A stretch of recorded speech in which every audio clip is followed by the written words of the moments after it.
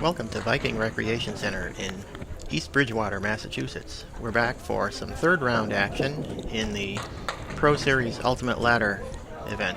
This event took place on August 19th. And right now you're going to see two matches in two of the different ladders in the this Ultimate Ladder. On lanes 1 and 2, Jeff Slesinski is taking on Jonathan McDonald. And on lanes 3 and 4, Korey Packard is facing Lynne Thomsen.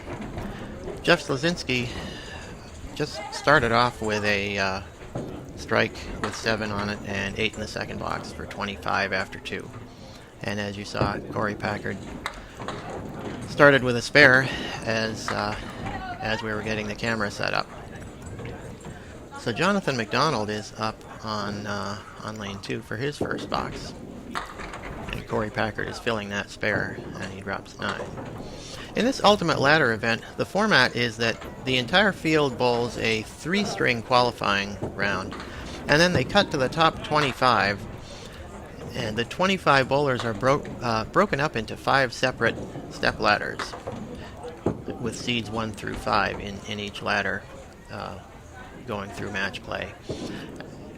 So as each ladder works through from the first match with the 4th and 5th seeds to the final match against the top seed, the winners of each ladder go into another step ladder, 5, 4, 3, 2, 1, to determine the ultimate champion of the tournament. Hence the name Ultimate Ladder. So it's a lot of match play. That's why the qualifying round is only 3 games in this tournament. Jonathan McDonald started out with a 9 box on lane 2, as you can see, and he moves over to lane 1. He's looking at a spare leave here. He's got the 1 and 3, and he's got it for a spare. Meanwhile, Lynne Thomsen starts off with a 5 box, which is very uncharacteristic of her. As I'm sure you know, Lynne is one of the top bowlers on the candlepin scene in the last several years. She is the reigning 2012 New Hampshire All Events champion. As part of that competition, she won the scratch singles with a 652 for 5 strings, and she was also on the winning team in the women's team event in the New Hampshire State Tournament. And Lynne is also the reigning champion in the 20-string Lita Simino Memorial Tournament that takes place every summer. Lynne worked her way through that 20-string tournament, came out on top by more than 100 pins last year over the second place finisher. Anyhow, Lynne has 14 after 2, and Jeff Slesinski, back up on lanes 1 and 2, has a 9 in his third box. So he's got 34 through 3. Korey Packard, back up on lane 4, drops 9, leaving the 5-pin once again. Korey bowls out of Colonial Bowl in Worcester, Massachusetts. And he's been on the Pro Series several times. You've seen him in match play competition before. He converts that spare in the third box. That gives him 39 plus a ball through the third. So he is out to a fast start against Lynne Thomsen. Meanwhile, Jeff Slesinski with another 9 box. He's got 43 after 4 against Jonathan McDonald. Korey again drops 9 and leaves the 5-pin once again. I think that's 3 5-pins in a row. He's 1 for 2 so far, but he's got some nice wood here, so as long as he doesn't miss to the left, he should have no problem converting this. And he's got it. He hit that wood and took down the 5-pin. So Korey's got 58 plus the spare fill in the 4th. So he's off to a sizable lead. And Lynne Thomsen is going to need to get on the board pretty soon in order to stay in the match. Jonathan McDonald with a 2 fill on the spare, and a nice bid to convert that half Worcester, but he still leaves the 4-6.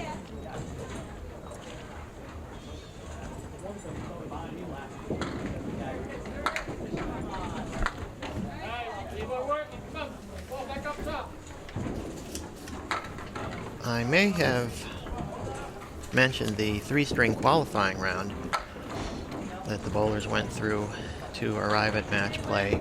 Lynne Thomsen qualified 10th in the field with a 366. Jonathan McDonald qualified 7th. He had 372. So they are both second seeds in their respective ladders in this part of the competition.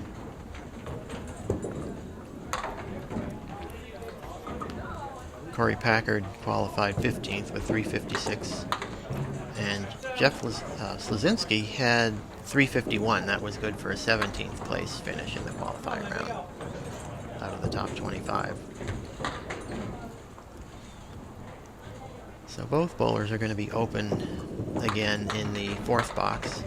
Jonathan McDonald with a 7 and Lynne Thomsen with a 10. And you can see the scores. Jeff Slesinski with a 6-pin lead over Jonathan McDonald.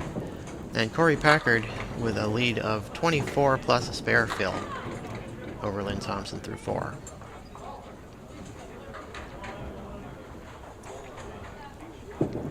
Jeff Slesinski on lane 2 drops 6, leaving the 4 horsemen right side.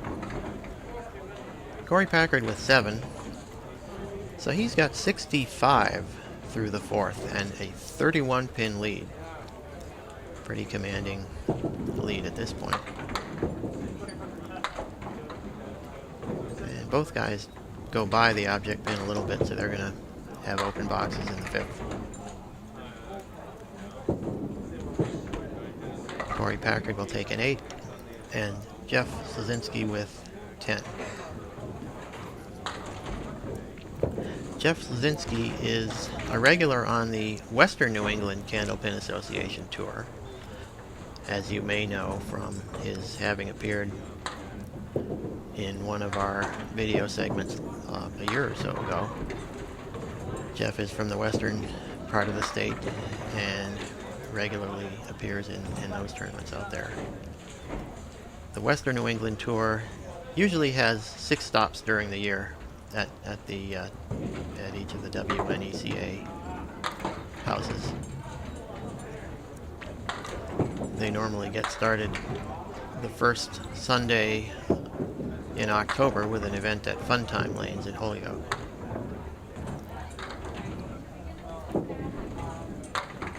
So Jeff with a 10 box in the 6th and Korey Packard with an 8. So both bowlers leaving the door open with a couple of open boxes. Lynne Thomsen obviously needs to throw a couple of marks if she wants to get back into it.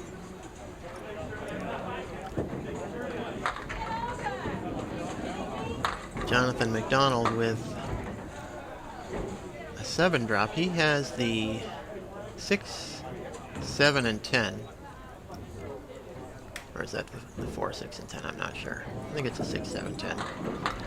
With some wood in the middle that he might be able to use. And he does. That's a great shot right there by Jonathan McDonald.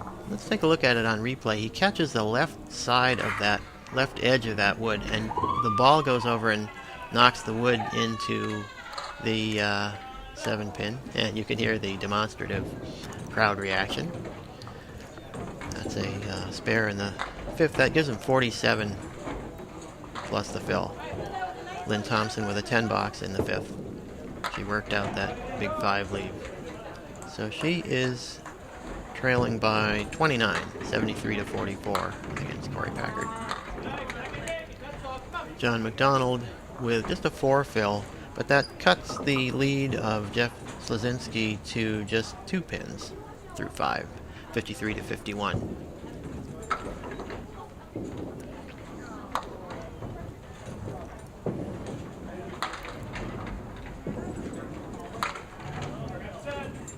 And John McDonald hitting a little bit too full on the head pin. as Lynne Thomsen records a 9 in the 6th. So both bowlers open. That'll be a 10 box. So through 6, Jeff Slesinski has a 2-pin lead over Jonathan McDonald. Meanwhile, Korey Packard has a comfortable 28-pin lead over Lynne Thomsen as he comes back up in the 7th. And Korey punches out just the 3-pin as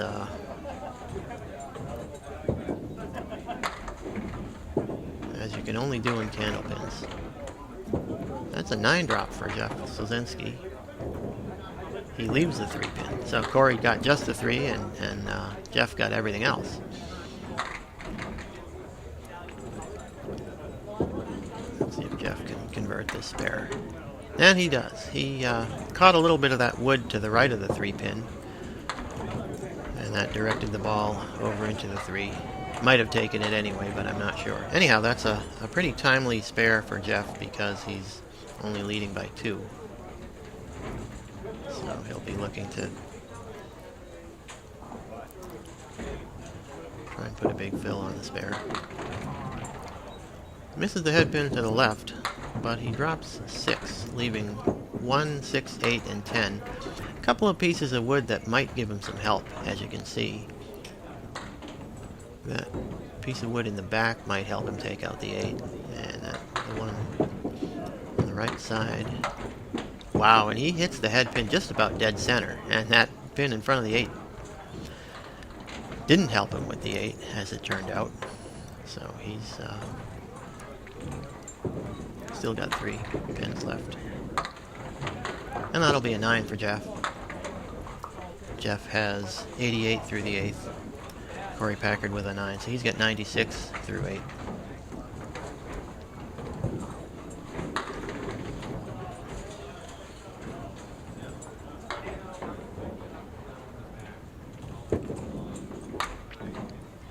This ultimate ladder has proven to be a popular format with the bowlers. I think it's because of the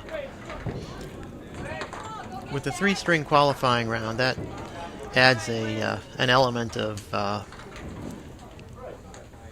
allowing the sort of the B-list bowlers to have a better chance to qualify, because basically one good string will give you a good chance to make the cut. And then there's also a lot more match play than in most of the tournaments. And match play is really where tournament bowling gets to be a lot of fun, head-to-head. Now let's take a look at this spare by Lynne Thomsen. She uses this wood. It's really just, you couldn't set it up any better than that. It's works nicely for her. So she has 63 plus the fill ball, and she needs a big fill. Misses the head pin, but she gets a couple of extra ones to go, and that gives her 70. So the lead of Korey Packard is down to 17, and Lynne has this 4-7-8 triangle with some wood. Let's see what she can do with this. And it does not go. She hit that, looked like she hit it pretty well. She went by that first wood that was kind of dangerous with that cap, but she did not get the 8-pin. She'll take a 10 box. So that gives Lynne Thomsen 80 through the 8th, and it's a 16-pin lead, so it's still doable. And meanwhile, Jonathan McDonald with a very costly 2 box. He had 2 on the spare and 2 in the box. So he is, as you can see, John McDonald is trailing Jeff Slesinski by 13 going into the last 2 boxes. And Korey Packard has that 16-pin lead over Lynne Thomsen. So both of these matches are still on the table, although it's going to take probably 2 marks by the trailing bowler in each case. Jeff with a pretty good ball in the 1-2 pocket, but he's got a 5-10 and a piece of wood that doesn't really look very promising. He might try to go really high and kick it around. And that's kind of what he tried to do. I think he was probably trying to go way up on the left edge of that wood, kick the 5 into the 10, but he didn't get high enough. So it'll be an open box, and it'll be an 8 for Jeff, giving him 96 through the 9th. Korey Packard with a 9 box. He's got 105 through 9.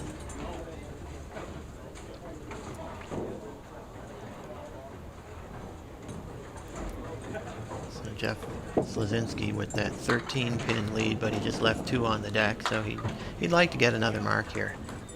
He leaves the Korey, 1, 3, 6, 8, 10. And there's a 9 drop by Korey Packard, leaving the 6-pin. And there's a great shot by Jeff Slesinski. He converts this Korey, and look how he does it. He really just perfect hit in the 1-3 pocket.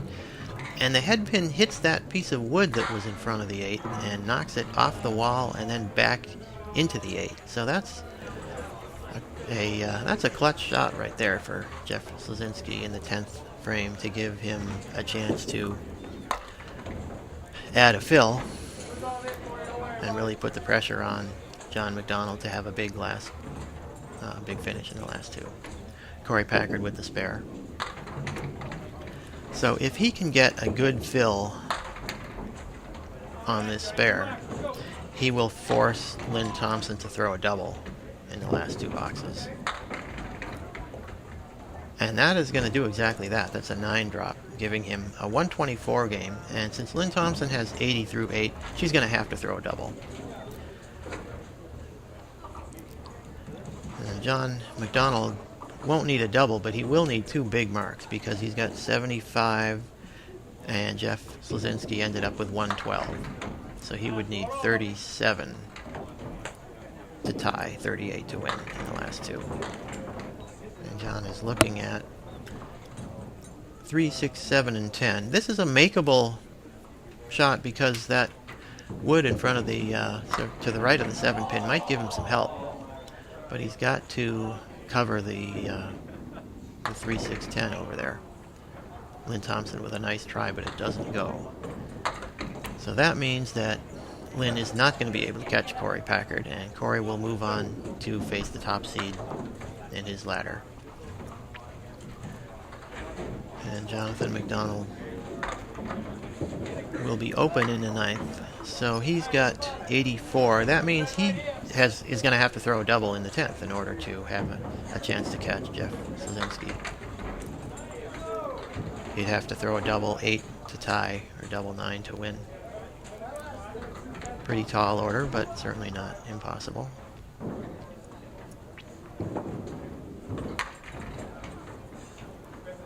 And Lynne Thomsen with another kind of a tough break in the 10th. The wood was not very cooperative. So anyway, she will finish 3rd in her ladder and will give way to Korey Packard, who will move on to the next round. And she congratulates Korey for moving on. Meanwhile, Jonathan McDonald didn't throw a strike, so he's going to give way to Jeff Slesinski, who will move on to the next round. He does convert the spare, and we'll just see what he can fill it out with to give you the final scores. And that'll do it. That'll be an 8 fill. So Jonathan finishes with 102. You can see Jeff Slesinski with a 112 to 102 win over Jonathan McDonald. Meanwhile, Korey Packard defeats Lynne Thomsen by a score of 124 to 99. These are, as I say, 3rd round matches in the Ultimate Ladder competition. So we will be back with more match play action from this Pro Series tournament later in the week.